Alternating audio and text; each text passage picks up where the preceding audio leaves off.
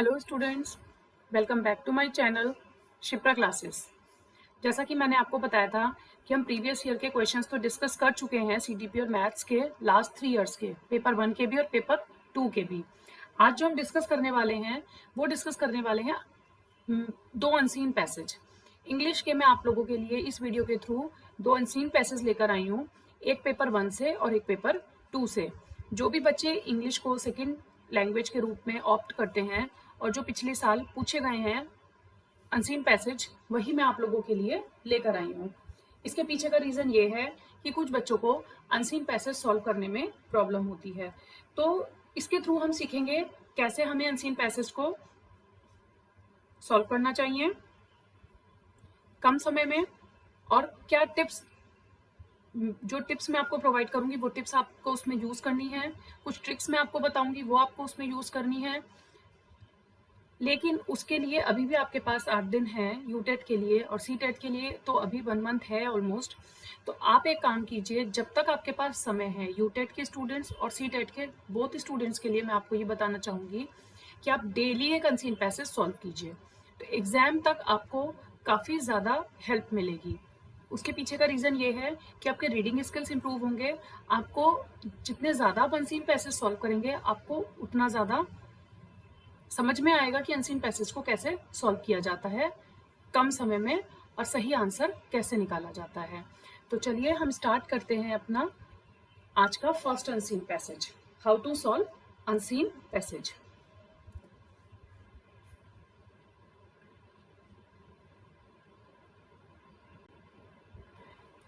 First passage है, सबसे पहले आपको क्या करना होता है। सबसे पहले आप 1 से 2 मिनट, मैक्सिमम 2 मिनट्स, 3 मिनट्स, अगर आपको इंग्लिश रीडिंग में बहुत ज़्यादा प्रॉब्लम है तो 5 मिनट से ज़्यादा आपको पैसेज पढ़ने में नहीं लगाने हैं, क्योंकि जितना ज़्यादा टाइम आप पैसेज पढ़ने में लगाओगे उतना ज़्यादा आपका आगे का भी पेपर आपको सॉल्व करना होगा, तो उसमें टाइम आपका ज़्यादा लग गया तो आगे प्रॉब्लम आएगी। इसीलिए मैं बोल रही हूँ कि डेली आप एक अनसीन पैसेज सॉल्व करेंगे तो आपके रीडिंग स्किल्स इंप्रूव होंगे, जल्दी आप वर्ड्स को कैच कर पाओगे और जल्दी उस पैसेज को सॉल्व कर पाओगे। तो देखिए, पहले मैं आपके सामने पैसेज पढ़ूंगी, फिर हम क्वेश्चंस पर जाएंगे। सबसे पहले आपको क्या करना है, एक बार गो थ्रू हो जाइए पूरे पैसेज से कि एग्जैक्टली पैसेज में किसकी बात की जा रही है। अब वन वन हर वर्ड का मीनिंग या हर लाइन का मीनिंग मैं भी आपको नहीं बताऊंगी इस पैसेज में, मैं सिर्फ पैसेज रीड करूंगी और आफ्टर ए कंक्लूजन पर पहुंचूंगी और आपको बताऊंगी कि एग्जैक्टली इस पैसेज में किस चीज की बात हो रही है। Read the passage given below and answer the questions that follow by selecting the most appropriate option. A 4-year study conducted by the Infant Testing Center in San Francisco, California, suggested that babies feel more comfortable around other babies than with strange adults. अब इससे ये समझ में आ रहा है कि study की गई थी सैन फ्रांसिस्को कैलिफोर्निया में इन्फेंट्स के ऊपर। जो इन्फेंट्स होते हैं, जो बेबी होते हैं, 4 साल तक वो स्टडी की गई उस टेस्टिंग सेंटर में, और ये उनको समझ में आया कि जो बच्चे होते हैं वो अपने आसपास जो है बच्चों के साथ ही अपने आप को कंफर्टेबल फील करते हैं, अदर देन स्ट्रेंज एडल्ट्स। बड़े लोगों के साथ उतना वो फील नहीं करते जितना वो अपनी एज ग्रुप के और अपने और दूसरे बच्चों के साथ अपने आप को कंफर्टेबल फील करते हैं। According to the study, babies benefit by being with their fellow infants daily. उनकी स्टडी के हिसाब से क्या कहा था कि babies benefit by being with their fellow infants daily. अगर वो अपने साथ के फ्रेंड्स के साथ डेली रहते हैं तो उन्हें कहीं ना कहीं कुछ ना कुछ हेल्प मिलती है, बेनिफिट होता है। Whereas a baby might show fear on an adult stranger, जबकि वो अगर किसी स्ट्रेंजर के साथ रहते हैं तो उनके अंदर एक डर बना रहता है। He is likely to smile and reach out for an unfamiliar infant. वो जो अनफेमिलियर इन्फेंट होता है उनके साथ कहीं ना कहीं he is likely to smile, खुश रहते हैं। By the time babies are 1 year old, they have begun to form friendship of a sort. जैसे जैसे बच्चे 1 साल के एज पर आते हैं तो वो क्या करते हैं, वो कहीं ना कहीं अपनी फ्रेंडशिप बनाने लग जाते हैं दूसरे बच्चों के साथ, फेमिलियर हो जाते हैं। The above findings based on observation of 100 babies. तो ये जो फाइंडिंग्स की गई थी ये 100 बेबीज के ऊपर की गई है, 100 बेबीज के ऊपर, एज 3 months to 3 years, और उन बच्चों की एज क्या थी, 3 months से लेके 3 years तक की उन बच्चों की एज थी जिन पे ये रिसर्च की गई। Might prove interesting to working parents, और वर्किंग पेरेंट्स जो होते हैं उनके बेबीज पर ये की गई, वो have to find day care for their babies, जो अपने बच्चों के लिए डे केयर ढूंढते हैं, family care in private home, family care अपने खुद के घर में एक फैमिली की केयर जो लोग करते हैं वो होते हैं, और कुछ babies together is probably the ideal way to care for babies under 3। Doctor Benjamin Spock well known pediatrician, मतलब बच्चों के जो डॉक्टर होते हैं उनको हम क्या बोलते हैं, पीडियाट्रिशियन।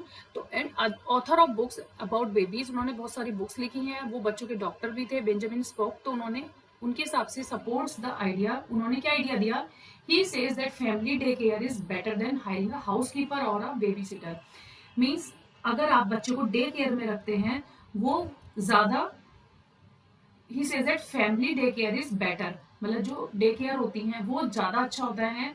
आप एक हाउसकीपर को हायर कर लो या फिर बेबी सिटर रख लो। जो बच्चों को रखने के लिए हम बेबी सिटर रख लेते हैं, या हम जैसे वर्किंग है, अगर मदर पे और फादर दोनों पेरेंट्स वर्किंग है, तो क्या होता है कई बार हम घर में भी हाउसकीपर रख लेते हैं, एक बेबी सिटर रख लेते हैं बच्चों का ध्यान रखने के लिए। तो ऐसा ना करके डे केयर जो है वो ज्यादा बेटर होता है अकॉर्डिंग टू बेंजामिन स्पोक।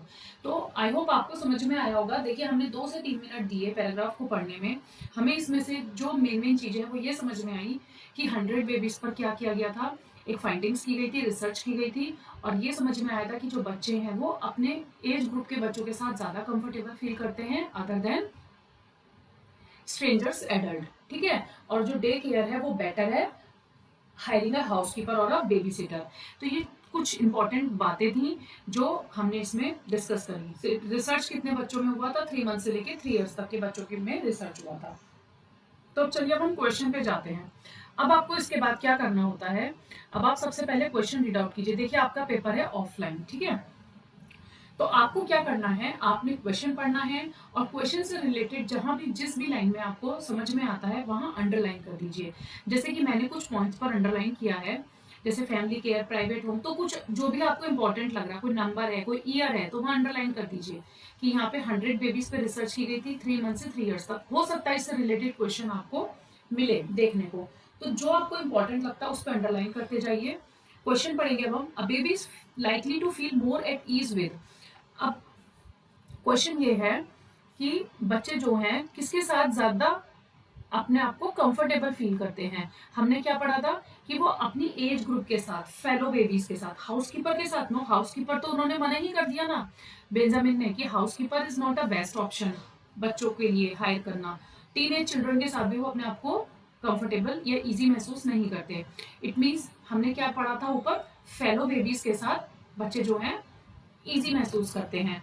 तो अब जब आपने पैराग्राफ अच्छे से पढ़ लिया कुछ मिनट्स लगाकर, तो आप क्वेश्चन का आंसर करेक्ट कर सकते हैं। नेक्स्ट क्वेश्चन, क्वेश्चन नंबर 78 पढ़िए। क्वेश्चन नंबर 78 है, how should how should the working parents provide care to their babies. तो अब जो वर्किंग पेरेंट्स है उन्हें किस तरह से बेबीज की केयर करनी चाहिए। ठीक है, take their babies along with them to their working place. क्या बच्चों को अपने साथ वर्किंग प्लेस पे ले जाना चाहिए? ये तो बेस्ट ऑप्शन है ही नहीं, फिर वो काम कैसे करेंगे अगर बच्चों को साथ ले गए तो। Admit them to good nursery schools, nursery schools में एडमिट करा देना चाहिए। क्या 3 महीने के बच्चे को हम नर्सरी स्कूल में एडमिट करा सकते हैं? No. Hire a maid servant for their care, एक मेड सर्वेंट को हायर कर लेना चाहिए, वो भी उन्होंने रॉन्ग ऑप्शन बताया था। Find a private home with other infants, means उन्हें एक ऐसा होम प्रोवाइड करना चाहिए जहां पर और भी बच्चे हों। यहाँ बात हो रही है डे केयर की, तो आपका ऑप्शन हो जाएगा डी करेक्ट। ठीक है, आपने पैराग्राफ अच्छे से पढ़ा था इसलिए आपको क्वेश्चन भी अच्छे से समझ आ गया। Which of the following is true about doctor Benjamin spoke. Doctor Benjamin के हिसाब से कौन सा सेंटेंस सही है। ही रिकमेंड्स बेबी सिटर्स, क्या उन्होंने ये कहा था कि बेबी सिटर रखने चाहिए? उन्होंने तो प्रेफरेंस दी ही नहीं थी इसकी, तो ये रॉन्ग हो गया। He conducts studies on infants, he runs a lab, क्या वो लैब चलाते थे? क्या वो इन्फेंट्स की स्टडी को कंडक्ट करते थे? He writes an issues related to infants, उन्होंने इश्यूज को लिखा है, इन्फेंट्स के से रिलेटेड जो इश्यूज होते हैं उसके बारे में लिखा है और उसके बारे में बताया है। पैराग्राफ में हमने यही पढ़ा है। Next question, who is going to get a direction और clue from the finding stated in the passage. अब यहाँ पर क्वेश्चन में ये पूछा जा रहा है कि एग्जैक्टली इस पैसेज में किसके ऊपर बात की जा रही है, means who is going to get a direction और क्लू फ्रॉम द फाइंडिंग।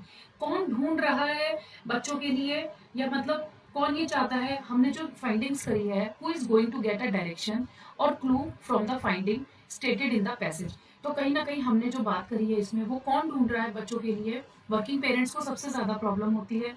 तो working parents is going to get a direction, वो चाहते हैं कि ऐसा डायरेक्शन या ऐसा क्लू जिससे ये फाइंड कर सके कि आपको एग्जैक्टली बच्चों के साथ क्या करना चाहिए, या बच्चों को कहाँ पर एडमिट कराना चाहिए। बेबी सिटर होना चाहिए, हाउस होना चाहिए, हाउसमेड होना चाहिए, या फिर जिसको हम क्रचेस भी बोलते हैं, बच्चों को डे केयर में रखना चाहिए। तो वो इसका आंसर हो जाएगा आपका B. Next question, the passage is all about. अब हम इस पैसेज में किसके बारे में बात कर रहे हैं, बेबी की केयर के बारे में बात कर रहे हैं। हाउ टू टेस्ट इन्फेंट्स, कैसे टेस्ट करना है, नो। पेरेंट्स और चिल्ड्रन, नो। हम यहाँ पर बेबीज की केयर की बात कर रहे हैं कि बेबीज की केयर हमें कैसे करनी है, तो इसलिए इसका ऑप्शन हो जाएगा ए। तो इस तरीके से क्वेश्चंस के आंसर्स को आप इजीली और करेक्टली और टाइम मैनेजमेंट करते हुए सॉल्व कर सकते हैं। तो टिप्स और ट्रिक्स की जो मैं बात कर रही थी, टिप आपको मैं ये दूंगी कि आपको सबसे पहले कम से कम समय लगाकर पैराग्राफ को पढ़ना है, देन आप क्वेश्चन पे जाइए, क्वेश्चन को रीड आउट करके आप जो है पैराग्राफ से आंसर ढूंढिए। क्योंकि जब आपने एक बार पैराग्राफ पढ़ लिया होगा और मेन मेन लाइंस पर अंडरलाइन कर दिया होगा, तो आपको समझ में आएगा कि हमने वो चीज़ कहाँ पढ़ी थी। ऐसा भी होता है कि कुछ स्टूडेंट्स ऐसा करते हैं कि पहले क्वेश्चन पढ़ते हैं, फिर आप पैराग्राफ में ढूंढते हैं, लेकिन अपने आप जब आपने 2 से 3 मिनट पैराग्राफ में दे दिए, एक बार गो थ्रू हो गए, उड़ती उड़ती निगाह से आपने देख लिया कि कहाँ पर किस चीज़ की बात की जा रही है, तो आपको आंसर जल्दी मिलेगा। सिर्फ 2 से 3 मिनट आपको पैराग्राफ में लगाने हैं, इससे ज़्यादा नहीं लगाने हैं। 5 मिनट में आप 5 क्वेश्चंस को सॉल्व कर सकते हैं। तो ये जो क्वेश्चन पेपर था, ये पिछले साल पूछा गया था यूटेट के पेपर 1 में। अब जो हम नेक्स्ट पैराग्राफ डिस्कस करेंगे, वो हम करेंगे यूटेट के पेपर 2 का, जो है 2021 में पूछा गया था। चलिए स्टार्ट करते हैं। देखिए, इसमें जो बात की गई है, मैं आपको एक ओवरव्यू दे देती हूँ। Experiments with the sulphonamides have made clear a fact about germs which is gaining increasing importance in fighting them. Means sulphonamides का मीनिंग क्या होता है, यहाँ पे बात की जा रही है सल्फोनामाइड्स की। ठीक है, ये जो वर्ड है सल्फोनामाइड्स, इसका मीनिंग होता है a class of antibiotics used to treat infections caused by bacteria. कि जब किसी के अंदर कोई इन्फेक्शन हो गया है, ठीक है, उससे लड़ने के लिए जब हम एंटीबायोटिक्स देते हैं ताकि वो बीमारी या वो जर्म्स खत्म हो जाए, तो उसको हम बोलते हैं सल्फोनामाइड्स। तो ये जो पूरा पैराग्राफ वो है आपका, वो पूरा पैराग्राफ है आपका, डिपेंड करता है एक जर्म्स पे, सल्फोनामाइड्स, एंटीबायोटिक्स पर। तो ये कह रहे हैं कि कुछ एक्सपेरिमेंट किए गए सल्फोनामाइड्स पर, कुछ ऐसी एंटीबायोटिक्स बनाई गई जो जर्म्स से लड़ सकें। अगर आपके अंदर कोई इन्फेक्शन हो गया है तो वो किस तरीके से उसको रिमूव कर सकते हैं। Germs it seems have the same ability as all the other living things. Germs जो हैं, जर्म्स के अंदर एक ऐसी एबिलिटी होती है जैसे और अदर लिविंग थिंग्स के अंदर होती है। ठीक है, कैसे, gradually to change themselves to suit new conditions. मतलब वो जैसे जैसे बढ़ते हैं, उनकी जो है नई नई कंडीशंस चेंज होती रहती हैं। बट एज द जनरेशन और जर्म्स लास्ट ओनली 20, 25 और 30 मिनट्स। और जो जर्म्स की जनरेशन होती है वो कितने मिनट्स तक होती है, या तो 20 मिनट्स तक, 25 या फिर 30 मिनट से ज़्यादा उनकी जनरेशन नहीं होती है। मीन्स जनरेशन जैसे हमारी चेंज होती है कुछ सालों में, जैसे कहते हैं फर्स्ट जनरेशन, सेकंड जनरेशन, ऐसे ही जर्म्स की जनरेशन चेंज होती है। Before all the germs divide two form new ones. और 30 मिनट तक हार्डली वो एक जनरेशन में रहते हैं, उसके बाद वो न्यू में चेंज हो जाते हैं। That would take many years in animals. Animals में बहुत सालों तक रहते हैं। Can be achieved by germs in a few hours तक रहते हैं। Perhaps then you give the attacking germs a dose of sulphonamides. जब आप किसी एंटीबायोटिक की सल्फोनामाइड्स की जर्म्स को मारने के लिए डोज देते हैं, विच अपसेट्स देम समवॉट, कहीं ना कहीं वो अपसेट हो जाते हैं, but is not strong enough to prevent them from multiplying. If so, they were rapidly develop new powers which enable them to resist the effects of the drug. After this has happened, even the strongest dose will fall to disturb them. Strongest dose दी जाती है germs को मारने के लिए। अगर उन पे कोई असर नहीं हो रहा है सल्फोनामाइड्स का, एंटीबायोटिक्स का, तो उन्हें उससे ज़्यादा उनको मारने के लिए और ज़्यादा स्ट्रॉन्ग डोज दी जाती है ताकि वो डिस्टर्ब हो सके। तो हमने इसमें पढ़ा जर्म्स की बातों को, किस तरीके से हम जर्म्स को मार सकते हैं, कितने टाइम्स की जनरेशन होती है, कितने ईयर्स की होती है, कितने एनिमल्स में कुछ सालों की होती है। ये कुछ बातें इसमें कही गई हैं। अब हम क्वेश्चन पे चलते हैं। सिर्फ हमने 2-3 मिनट पैराग्राफ को दिए, अब हम क्वेश्चन पढ़ेंगे। फर्स्ट क्वेश्चन है, experiments with sulphonamides have led to the important discovery. जब हमने सल्फोनामाइड्स पर एक्सपेरिमेंट किया तो क्या पाया? Germs are living things. हाँ, हमने यही तो पढ़ा कि जर्म्स एक लिविंग थिंग्स है and can change themself to suit new conditions. देखिए, germs, it seems the same ability as all the living things gradually to change themselves to suit new conditions। यही तो सेम लाइन लिखी हुई है, तो आपको correct direct आपको answer मिल गया। ठीक है, अब एक्सपेरिमेंट करने पे हमें ये इंपॉर्टेंट डिस्कवरी ये सामने आई कि जर्म्स जो है वो एक लिविंग थिंग्स होते हैं और वो जो है न्यू कंडीशंस में चेंज होते रहते हैं। Next question 70, like all other living things, जैसे और लिविंग थिंग्स होते हैं, germs can change themselves to suit new conditions. देखिए आंसर आपको नेक्स्ट क्वेश्चन में खुद दे रखा है। तो ये जो एडजस्टमेंट होती है पॉसिबल क्यों होती है? बिकॉज द जर्म्स है, जर्म्स के पास क्या होता है? The power of fluctuation, the power of compliance, the power of adaptability, the power of adaptability. हमने पैराग्राफ में पढ़ा था द पावर ऑफ अडेप्टेबिलिटी। चलिए फिर से हम पैराग्राफ पे जाते हैं और देखिए यहाँ पर हमने पढ़ा था पावर ऑफ अडेप्टेबिलिटी। उनके अंदर जो है पावर होती है अडेप्ट करने की, rapidly develop new power which enable them to resist the effects of the drug. तो इसका आंसर क्या हो गया आपका? D, the power of adaptability. वो अडेप्ट कर लेते हैं न्यू कंडीशंस को।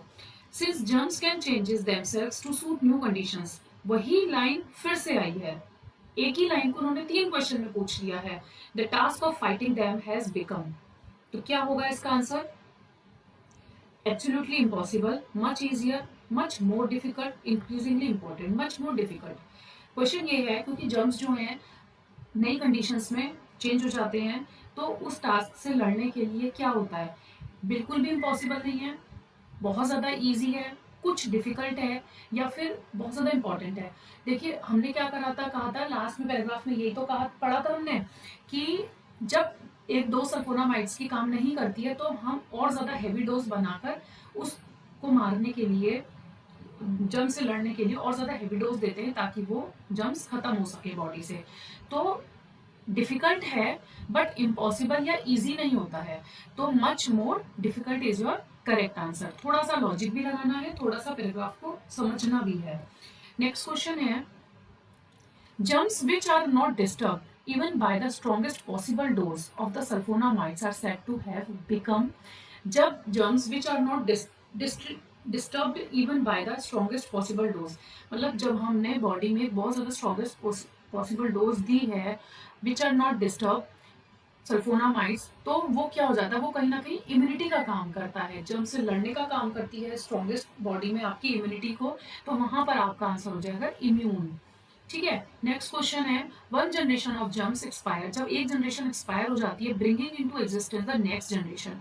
तो नेक्स्ट जनरेशन जो आती है वो कब तक एग्जिस्ट रहती है? 20 मिनट्स तक, 25 मिनट्स तक, not more than half an hour. तो 20 भी पढ़ा हमने, 25 भी पढ़ा, लेकिन उसमें क्या लिखा था? नॉट 30 मिनट्स लिखा था। 30 minutes means half an hour होता है, तो आपको कंफ्यूज करने के लिए यहाँ हाफ एन आवर लिख दिया गया है। 30 मिनट से ज़्यादा एक जनरेशन नहीं रहती है, एग्जिस्टेंस उसकी नहीं होती है। नेक्स्ट जनरेशन में वो आधे घंटे के बाद चली जाती है। तो one generation of germs expires, जब एक जनरेशन एक्सपायर होती है तो वो नेक्स्ट जनरेशन में हाफ एन आवर में चली जाती है। फ्यू आवर्स की बात हमने एनिमल्स में और दूसरे उसमें करी थी, दूसरे पॉइंट ऑफ व्यू को लेके करी थी, लेकिन यहाँ पे जो बात हो रही है जनरेशन की, वो यहाँ पर आंसर होगा आपका is not more than half an hour. तो देखिए क्वेश्चन पढ़ने के बाद में, दोनों पैराग्राफ पढ़ने के बाद में क्या समझ में आया? ये समझ में आया कि हमारी रीडिंग स्किल्स बहुत ज़्यादा स्ट्रांग होनी चाहिए। जितना ज़्यादा आप पैराग्राफ को पढ़ेंगे, जितना ज़्यादा आप अपनी रीडिंग स्किल्स को इम्प्रूव करेंगे, उतना जल्दी आप एग्जाम में क्वेश्चन को सही से पढ़ पाएंगे और सही से क्वेश्चन मार्क कर पाएंगे। तो इसके लिए टिप्स यही हैं कि डेली 1 पैराग्राफ आप सॉल्व कीजिए इंग्लिश का एंड डेली 1 पैराग्राफ आप सॉल्व कीजिए हिंदी का, जब तक आपका एग्जाम नहीं होता है। यूटेट के लिए बहुत कम समय है, 8 से 10 आप तब भी कर सकते हैं, लेकिन सीटेट के लिए आप 30 पैराग्राफ अगर आपने डेली पढ़ लिए तो आप सोचिए कि आफ्टर 30 डेज आप बहुत सारे नए वर्ड सीख जाएंगे, हो सकता है वो एग्जाम में कहीं और भी आपके काम आए। तो इसलिए वोकैबुलरी आप जितनी ज़्यादा स्ट्रॉन्ग कर सकते हैं उतनी ज़्यादा स्ट्रॉन्ग कीजिए, और ये छोटी छोटी टिप्स और ट्रिक्स को समझ के रखिए। ठीक है, तो आज के लिए इतना ही रखते हैं। वीडियो पसंद आई हो लाइक शेयर एंड सब्सक्राइब जरूर कीजिए। अगर कोई प्रॉब्लम है तो कमेंट सेक्शन में कमेंट करके आप मुझसे पूछ सकते हैं। Thank you.